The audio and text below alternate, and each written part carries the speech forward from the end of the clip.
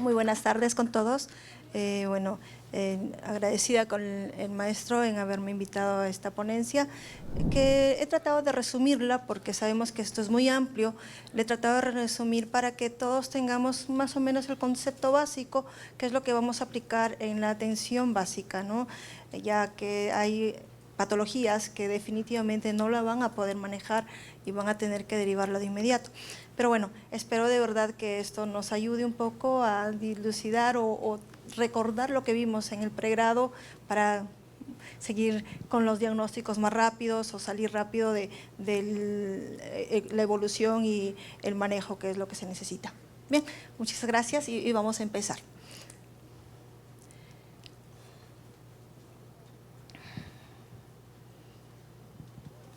Ok, bien. Como todos sabemos, las infecciones de piel y partes blandas representa la tercera infección más prevalente a nivel mundial, precedida de las infecciones de vías urinarias y de las neumonías. En Estados Unidos tiene una incidencia cercana de 500 episodios por 100.000 personas al año. Su incidencia ha incrementado debido a múltiples factores relacionados con el envejecimiento, inmunosupresión y lo más frecuente, el mal uso de antibiótico-terapia. La mortalidad es cercana al 0.46% y puede aumentar a un 30% en los casos graves, como en las fascitis necrotizantes. En general, se deben a los microorganismos, a los cocobacilos gram positivos, principalmente el Staphylococcus aureus, y hay países donde la región del Staphylococcus aureus meticilino resistente llega hasta un 68.7%. Las infecciones de piel más comunes que llevan a la hospitalización son la celulitis. Ahora vamos a ver qué tipo de celulitis. Y las infecciones más superficiales que frecuentemente ustedes van a identificar son erisipelia, impétigo y foliculitis. Las más profundas son furunculitis, hidradenitis y abscesos de la piel.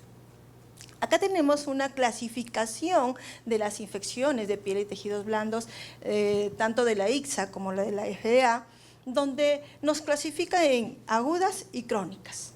ICSA nos dice, tengo infecciones agudas, no complicadas y complicadas. Las no complicadas la clasifica como de origen primario y de origen secundario. De origen primario tenemos al impétigo, ectima, erisipela, celulitis, foliculitis y furunculitis.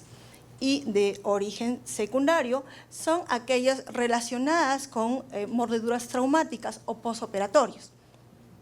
En cambio, la FDA considera a aquellas infecciones bacterianas agudas de la piel y de las estructuras de la piel, considera la celulitis, a la erisipela como aguda y como primaria, que tiene un origen primario, y que tiene un origen secundario a las infecciones de heridas.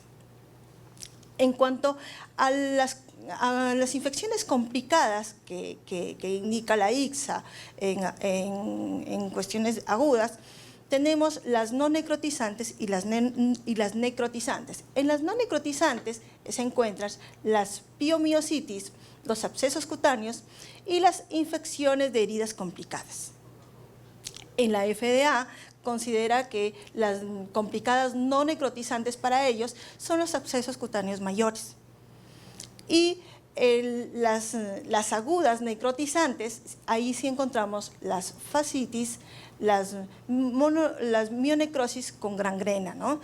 Y en la clasificación de las infecciones crónicas tenemos a las lesiones o infecciones de pie diabético, tenemos a las úlceras por éstasis venosa y a las úlceras de presión. Acá tenemos un cuadro donde tratamos de resumir las infecciones que ustedes van a observar más frecuentes, que son las infecciones superficiales, que eso va a llegar a su consultorio frecuentemente. Tenemos el impétigo, ectima, foliculitis, forúnculos, carbúnculos, erisipela, abscesos y la celulitis común, ¿no?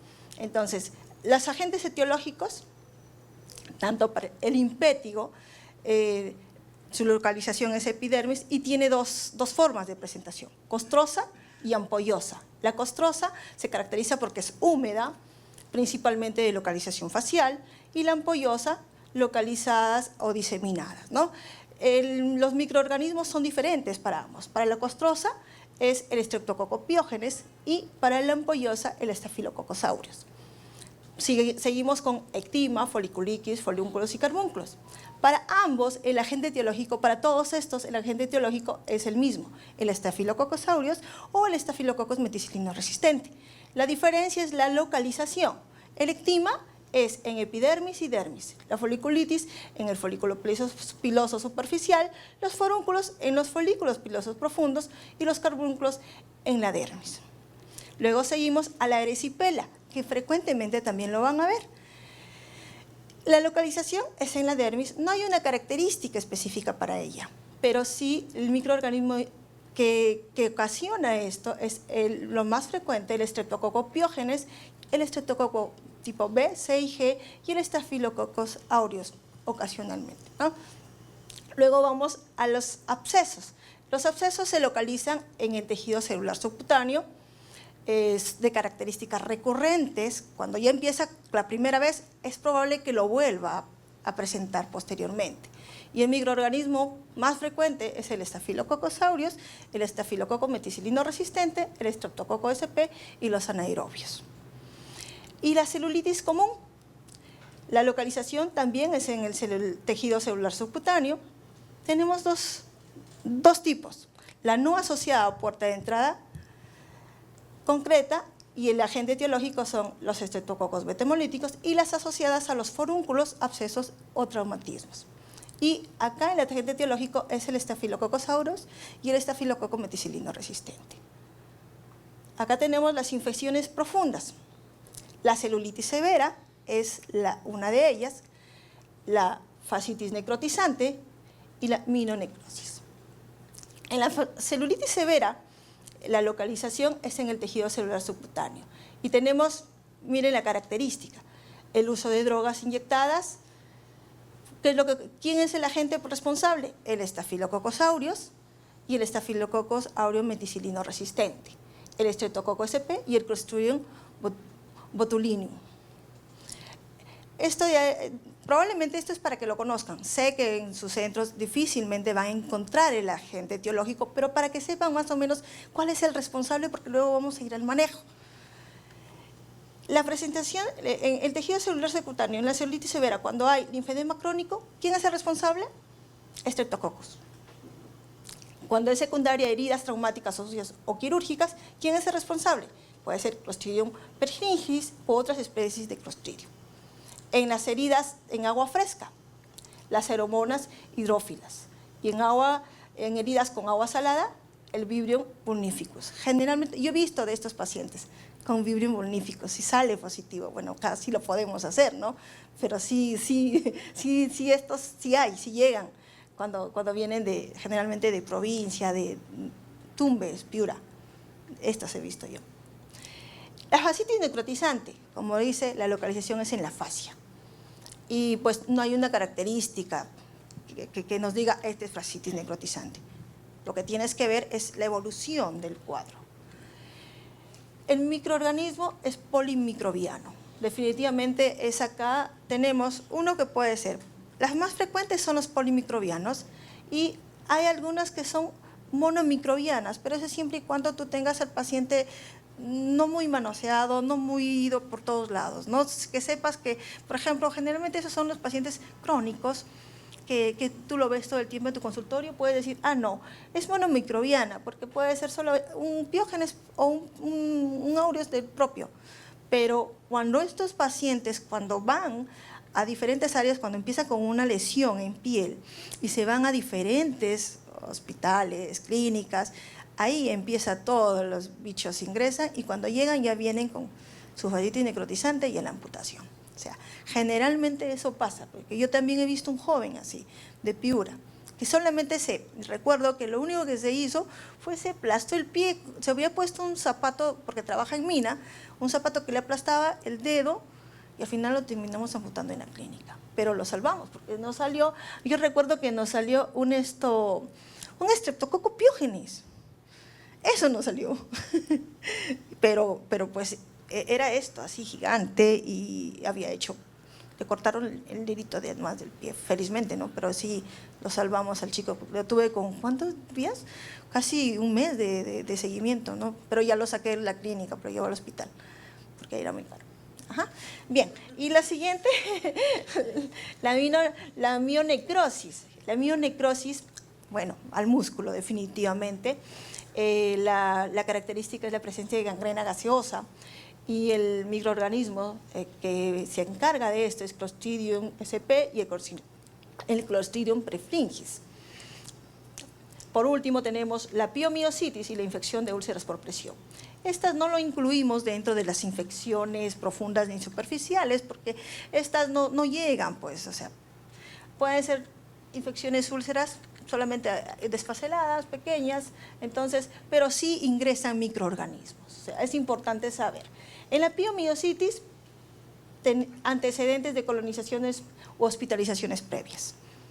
Y los microorganismos más frecuentes son el estafilococosaurios. El 90% son los meticilino resistentes, obviamente por una hospitalización previa. También están los estreptococos piógenes, en neumonía, y las enterobacterias, por contaminación generalmente eso. Y en las úlceras de presión, igual, el aureus, enterobacterias y pseudomonas aeruginosa y los anaerobios. Estos dos últimos los he visto en pacientes crónicos, postrados, ¿no?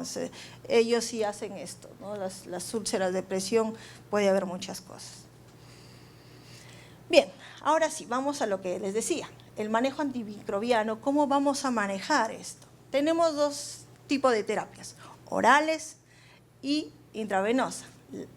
La terapéutica de vía oral son aquellos, el manejo es netamente para los casos, los iniciales, los superficiales, si es que lo amerita, de acuerdo a nuestro cuadro clínico. Recuerden que las infecciones de partes y tejidos blandos, el diagnóstico es clínico. O sea, no le vas a sacar cultivo a una heridita, no se hace raspado, no se cultiva, es clínico. Tu ojo clínico te va a decir el daño, la profundidad, y obviamente ahorita ya estás sabiendo cuáles son los agentes probables, le inicias el tratamiento, ¿no? Entonces, ¿cuáles son los antibióticos que tenemos a la mano? Como primera línea, amoxiclavulámico, que probablemente ustedes sí lo tengan, lo manejen. Entonces, el amoxiclavulámico puedes darlo cada 12 horas, 1 gramo cada 12 horas o cada 8 horas. Este es un antibiótico que sí necesita ajuste renal si en caso lo requieras tu paciente, ¿no? Luego tenemos la cefalosporina, la cefalexina, una cefalosporina de tercera generación, que también es buena si no tenemos o es alérgico a la penicilina. Tenemos opciones. Si es alérgico a la penicilina y a la cefalosporina, clindamicina, pues, ¿no? si no hay clindamicina, ni cefalexina, ni arriba, ya pues dicloxa tendremos por ahí, ¿no? Pero sí, también podemos usar doxiciclina, que no requiere ajuste renal, linezolid, que no creo que lo tengamos ustedes a la mano porque es un poco difícil de adquirirlo, y sulfametoxazol con trimetoprim, que también lo tienen a la mano. Pero sí, acá la última, la sulfa, sí tiene un ajuste renal, pues, ¿no? Entonces ustedes tienen que tratar de usar las que no se ajusten mucho. Lo más frecuente que ustedes pueden asociar incluso amoxiclavulámico con clinda. Esa es la recomendación, ¿no? Al inicio. Y ver, recuerden que la antibioticoterapia, el tratamiento no es muy largo en celulitis leves, es 5 días nada más. Moderadas a severas puede llegar hasta 14 días, pero no lo van a llevar pues a más, ¿ya? Y ahí ustedes van viendo la evolución. Y obviamente, si se extiende más, pues ya ustedes tienen que sacarle exámenes, hemograma, PCR, qué sé yo, con eso ya defines. Si no hay mejoría, pues ya lo envías a un hospital de mayor nivel, ¿no? Ya. Bien. A nivel intravenosa, esto definitivamente, no sé si ustedes en los centros donde trabajan tendrán posibilidad de darle el tratamiento, porque recuerden que eso es horario. Es horario. O sea, no creo que el paciente venga en la mañana y en la noche o cada 8 horas, ¿no? Salvo que ustedes tengan un centro, trabajen en un centro hospitalario donde sí tienen hospitalización, pues podrían usar este esquema. Como primera línea, una cefazolina, clindamicina, lo pueden asociar incluso las dos, dependiendo de cómo va la lesión, ¿no? Y a otros indican también daptomicina. La daptomicina nosotros no lo usamos, pero está en la guía de manejo que sí se puede dar, pero nosotros no usamos. Linezolid sí se puede dar porque no tiene ajuste renal. Oxacilina, sulfametoxazol con trimmetoprim también, y vancomicina. Pero estas últimas, a partir de daptomicina hacia abajo, es para infecciones más moderadas a severas, no es para una leve. ¿Ya? Entonces, lleven en el chip que ustedes van a manejar vía oral. Y de acuerdo a la evolución, en los 5 días, 72 horas, 5 días, ustedes progresan o lo transfieren, porque no se van a quedar con su paciente ahí. Ya, este es un cuadrito, un algoritmo para la decisión del manejo hospitalario en pacientes con infecciones de partes y tejidos blandas. Acá, como vemos, primero llega el paciente a tu consulta, ¿no? Lo evalúas y pasa la evaluación y lo clasificas. Y dices, ah, no, este paciente lo evalúo, es una lesión chiquita de 0.5, pero igual, voy a evaluarlo. No requiere tratamiento, y luego viene otro, que viene una lesión grandota. Uy, este sí requiere tratamiento. Entonces, ahí tenemos los dos, el que no requiere y el que sí requiere. El que sí requiere, ahí tiene una lesión grande, ¿qué hago? ¿Le voy a dar vía oral o lo hospitalizo o lo mando a casa, ¿no? Entonces, ahí ustedes están ahí, ya. Dicen, no, más o menos tiene 5 a 10 centímetros, no es muy profundo, no está muy indurada, lo puedo mandar a casa. Lo mandas a casa. Listo, ¿en casa qué haces? Ya le dices, ¿sabes qué? Te vamos a observar, pero vas a venir, siempre le tienes que explicar al paciente los signos de alarma y el tiempo, porque no vas a esperar que los signos de alarma lo tenga 7 días y venga recién en 7 días. Entonces, ahí viene y te dice, doctor, listo, ¿sabe qué? Todo ok, listo, continúa tú con tu tratamiento oral. Al 3er día viene el otro y dice, ¿sabe qué, doctor? Estoy peor. Ya tú te quedas y te hospitalizas. Y luego acá. El paciente que tú decides hospitalizarlo, lo vas a evaluar, tú le inicias una cobertura antibiótica previa, ya, y lo reevalúas de 48 a 72 horas. Pero también tenemos que tener en cuenta, durante la evaluación a ese paciente que vas a hospitalizar, vas a tener en cuenta algunas comorbilidades que tenga. Tienes que preguntarle a tu paciente qué comorbilidad tiene o qué patologías previas o algo que te llame la atención para ver por qué está así. Porque no todos los pacientes que tienen infecciones de partes blandas se hospitalizan. Te dicen, no, doctor, ¿sabe qué? Yo soy diabético, yo me anticoagulo. Doctor, ¿sabe qué?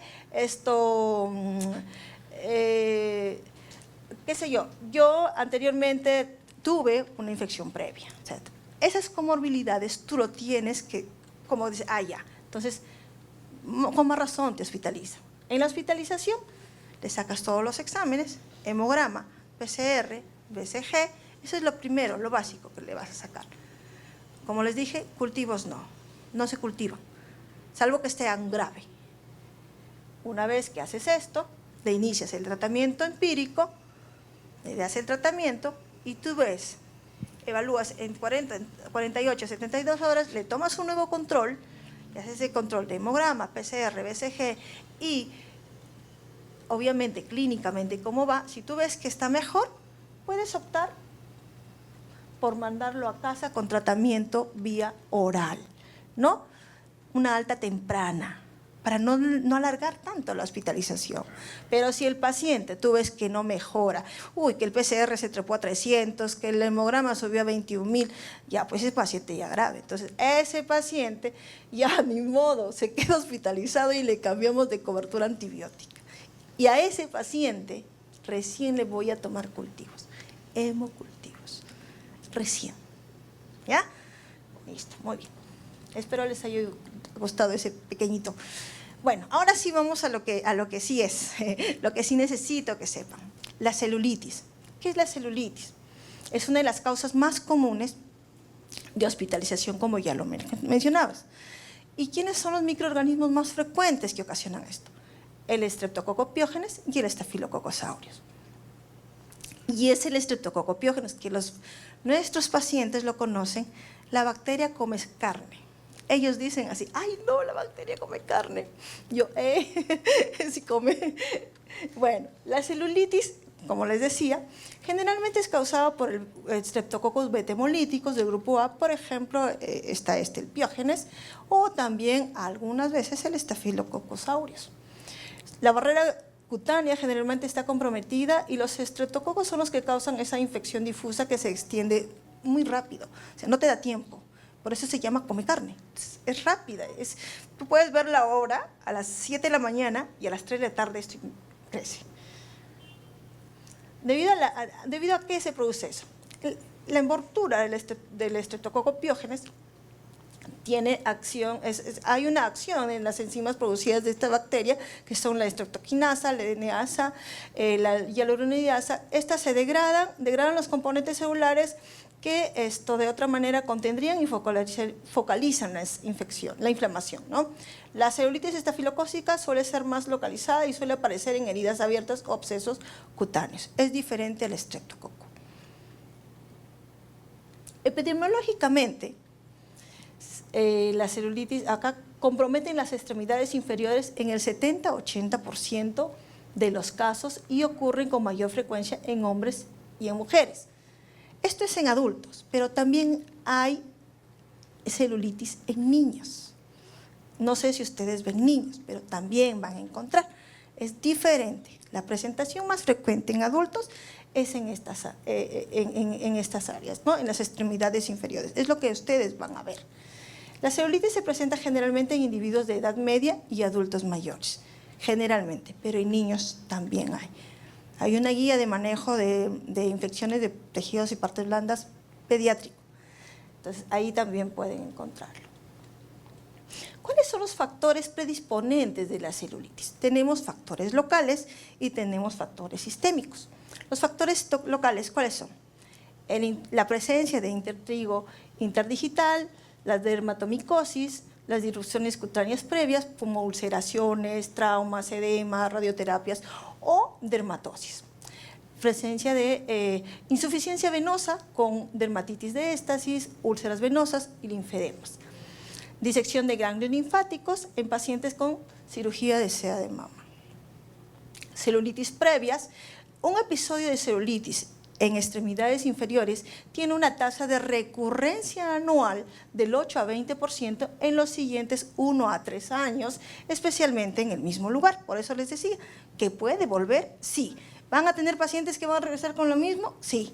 O sea, sí está dado. También uno de los factores son las safenectomías previas. Acá la infección puede ocurrir precozmente post cirugía o hasta años después en un promedio de 8 a 10 meses. No es rápido. Y la ubicación. En los factores predisponentes sistémicos tenemos, uno, la obesidad, las diabetes mellitus, el tabaquismo, el alcoholismo, la inmunosupresión, ¿no? Con estos factores pues hay que tenerlos en cuenta, porque de acuerdo a esto nosotros vamos a dar a la evaluación, definir si lo hospitalizo o no y qué tipo de terapéutica le voy a dar. Bien. El cuadro clínico es inicio menos agudo, presencia de fiebres y escalofríos, malestar general, mialgias, suele existir una puerta de entrada cutánea, como ven, las piernitas. ¿Y cuáles son las puertas de entradas cutáneas? Generalmente hay por rascaduras o hay micosis en los de interdigital o unguial. Esas son las puertas de entrada. O alguna lesión o un trauma que se, ¿no? Las complicaciones con cuadros de fascitis necrotizante son más frecuentes por la presencia del estreptococo. ¿Cómo nosotros hacemos el diagnóstico? Como yo les decía, el diagnóstico es clínico, con la presencia de eritema induración, linfangitis, crépitos, evidencia de isquemia, bulas, presencia y característica de cualquier drenaje, evaluación frecuente por los cambios y signos sistémicos de toxicidad como hipotensión, confusión y oliguria. Además del cuadro clínico para que nos ayude para el diagnóstico, también nos ayudamos de otros exámenes. ¿Cuáles son? Los estudios complementarios que hacemos son, no lo puse ahí, pero ya les referí, hemograma, PCR, BSG. Pero adicionalmente estos son para los pacientes que ya consideramos que están moderados a graves. Los hemocultivos, que pueden ser positivos entre el 2 al 5%. No es muy, de verdad no tenemos mucha frecuencia de positividad, muy baja. Las imágenes también nos ayudan. La radiografía nos hace un diagnóstico diferencial con celulitis necrotizante por la presencia de gas. Las ecografías y la tomografía nos ayudan a descartar presencia de colecciones. La tomografía o la resonancia nos ayuda a descartar osteomielitis y una fascitis necrotizante. Y por último, si ya no podemos encontrar cuál es el origen, podemos hacerle una biopsia, que tampoco no es muy, oh, wow, es solamente el 20 a 30% que nos salen positivos, no todos. El tratamiento. El tratamiento de la celulitis se da a través de esta clasificación, la clasificación de Heron para pacientes con infección de piel y tejidos blandos. Esta clasificación nos ayuda para definir, uno, si lo vamos a hospitalizar al paciente o no, la vía de tratamiento y la administración, o sea, tratamiento oral, tratamiento venoso, si lo hospitalizo o lo envío a casa. Eso nos ayuda a esto. Esta clasificación, ¿qué es lo que hace? Nos da características de cada paciente. Clasificación 1, afebril y sano, aparte de la celulitis, ¿qué le voy a dar? Manejo ambulatorio. Observación, no necesito darle antibiótico. Por ejemplo, el impético, no le da antibiótico. Clasificación 2, febril y con compromiso del estado general, pero sin comorbilidades inestables o sin compromiso del estado general, pero con una comorbilidad que podía complicar la infección. A este le inicio tratamiento bioral. Pero ojo, lo mando a casa, pero con observación.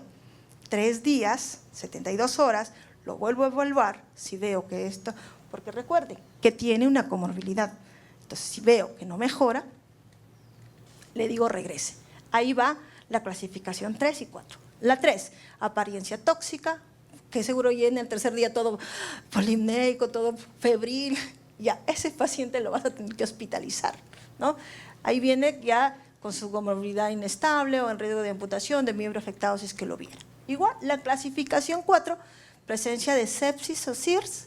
Ahí están los criterios de SIRS, que son temperatura mayor de 38 o menor de 36 grados centígrados, frecuencia cardíaca mayor de 90 por minuto, frecuencia respiratoria mayor de 20 por minuto, leucocitos mayor de 12.000 o menor de 4.000. ¿no? Entonces, con una infección que amenace la vida, por ejemplo, la fascitis necrotizante. Estos 3 últimos tienes que hospitalizar a tu paciente. Y con estos criterios nosotros damos el siguiente tratamiento. Acá tenemos el tratamiento empírico para celulitis no purulentas, que excluyen los MRSA, los estafilococos meticilino resistentes. ¿Cuáles son? Tenemos vía oral y vía parenteral. En vía oral tenemos para niños y para adultos. Ahí sí les traje todo para que tengan el conocimiento. Para niños y adultos son doxiciclina, cefadroxilo y clindamicina. Entonces, ahí está la dosificación. En niños es esto de acuerdo a su peso. Y como les decía, el tiempo es hasta 5 días, no es más. ¿Ya? Igual, en el parenteral también le puedes dar. Claro, si tienes a alguien que le coloque, venga a colocarle a casa, qué sé yo, pueden coordinar con el paciente y le das cefazolina, oxacilina, clindamicina o nafcicilina. Lo que ustedes van a tener es clinda y oxacilina. O sea, es más fácil, le pueden dar y lo pueden igual, tanto para adultos como para niños de acuerdo a su pesito. ¿Ya? Acá tenemos el tratamiento empírico para celulitis por estreptococo beta hemolítico más un estafilococo meticilino resistente. ¿Cuáles son? Clindamicina, amoxicilina más sulfametoxazol con trimetopima, amoxi más doxi. Acá sí se combina, podemos combinar doble. Amoxicilina más minociclina, o linezolid solo, que tiene amplia cobertura, o tidezolid. Nosotros no tenemos en el Perú tedisolid, tenemos linezolid, así que sí podemos darle. Ustedes sí pueden darle, si logran conseguir en vía oral, genial, sí le pueden dar, ¿no? Este es un manejo que pueden darle ambulatoriamente, pero como les digo, también tienen que hacer el chequeo, ¿ya? A las 72 horas. El tratamiento viral para celulitis por estafilococos, el Staph meticilino resistente. Acá tenemos Clinda, sulfamethoxazol, doxiciclina, que no se usa en niños, tampoco se utiliza minociclina en niños, menores de 8 años, perdón, en ambos, linezolid y el tedisolid. No en Chile, pero tampoco no en Perú, pues no hay en Perú. Así que nosotros solamente contamos con Clinda, sulfa, doxi y linezolid. Las minociclina y tedisolid no tenemos, ¿no? Entonces contamos con ello. Entonces, igual, el tratamiento es por esta de acá, igual le das por 7 días, esta sí le das por 7 días, ¿ya? Este sí le das por 7 días. Entonces, pero igual le haces el chequeo a las 72 horas, te tienes que observar. Y si te dice, no doctor, hay algunos pacientes que te dicen, no doctor, mejor déjeme 2 días más, ya, pero esos 2 días más tienes que observarlo bien, porque si no mejora, hospitalizarlo para endovenoso, ¿ya? Acá tenemos el tratamiento vía parenteral para celulitis por estafilococo meticilino resistente. Estos sí son los medicamentos que ya si tus pacientes fracasan con los anteriores terapéuticas, le tienes que dar. La primera línea, vancomicina. Luego tenemos daptomicina, tigecyclina y linezolid. Vancomicina sí van a encontrarlo en sus hospitales cercanos, porque es el más frecuente que tenemos en el MINSA. Y la dosis, pues, esto es de 1 gramo cada 12 horas. Y el tratamiento con cualquiera de estas es ya de 10 a 14 días, o sea, de acuerdo a la evolución de cómo va el paciente. Conclusiones. Los patógenos más comunes que causan la celulitis, ¿cuáles eran? Streptococcus pyogenes y el Staphylococcus aureus. El Staphylococcus aureus resistente a las meticilinas se debe considerar en presencia de ciertos factores de riesgo, por ejemplo, celulitis purulenta, traumatismos penetrantes, infecciones de herida, colonización nasal y particularmente si hay un brote conocido o la prevalencia local es alta, ¿no? Porque algunas veces sí hay brotes. Por ejemplo, si viven en la misma cuadra, generalmente ellos se visitan. Eso pasa en los pueblos pequeños y puede haber un brote. Las celulitis de miembros inferiores se diferencian de las trombosis venosas profundas por la presencia de calor, enrojecimiento, piel de naranja y adenopatías. O sea, no todas insuficiencias venosas profundas son celulitis, por si acaso. No a todos les van a dar. Por eso le digo, todo va a depender de ustedes para saber diferenciar un cuadro de una verdadera infección de partes y tejidos blandos. No se debe hacer cultivo de piel de las heridas, sin embargo, en casos de infecciones graves o complicadas, se debe hacer hemocultivos y posibles cultivos de tejidos, solamente cuando son graves, no a todos. El tratamiento antibiótico se debe dirigir contra los patógenos más probables en las situaciones clínicas específicas. Por eso es que yo les he enseñado primero quiénes son los agentes responsables para que sepan darle a ustedes el antibiótico adecuado. Y bueno, eso es todo. Muchas gracias. Doctora Cori, muchas gracias.